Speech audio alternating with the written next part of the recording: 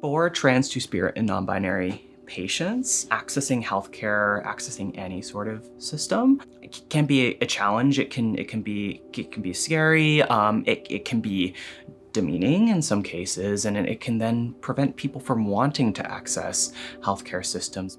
In health, when we do not distinguish between sex and gender, there could be a real clinical consequences. We live in a world where there are multiple and diverse and fluid gender identities. Without knowing more about, a person's identity, for example, we can't learn about inequities they may face. Currently, digital health solutions only have one place in most of the world to document sex and gender. So our provincial system. So standards seek to end that conflation, to be able to support attributes that go with gender, like pronouns, like the name used, as well as to understand the parameters that an individual carries, either by treatment or by their genetics, that influence their effective biological sex.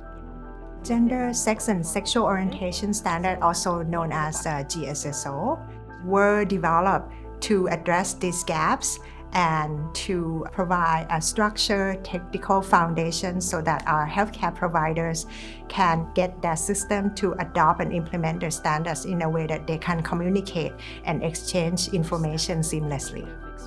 The information should be asked and recorded once and then used throughout their care journey.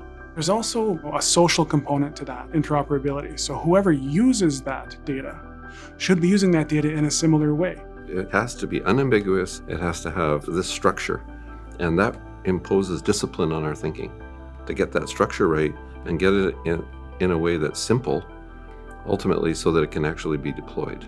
There is a large body of evidence. This work is just building on the work of many, many generations of gender diverse people, trans people, researchers who are all hoping for a more equitable future. When Trans Care and UVic resourced community members, the feedback was incredible, and that was used to change elements of the standard. We knew that there was some really high quality work that had been done within British Columbia, and that we could elevate that to a pan-Canadian level. Our GSSO data elements now will become how we capture social determinants of health across Canada. It really sets the foundations for, kind of how standards should be built, across jurisdictions. By leading through example, we can change healthcare for the better. We expect everyone will feel more trust and cared for, and eventually will have a more personalized and culturally safer care for all.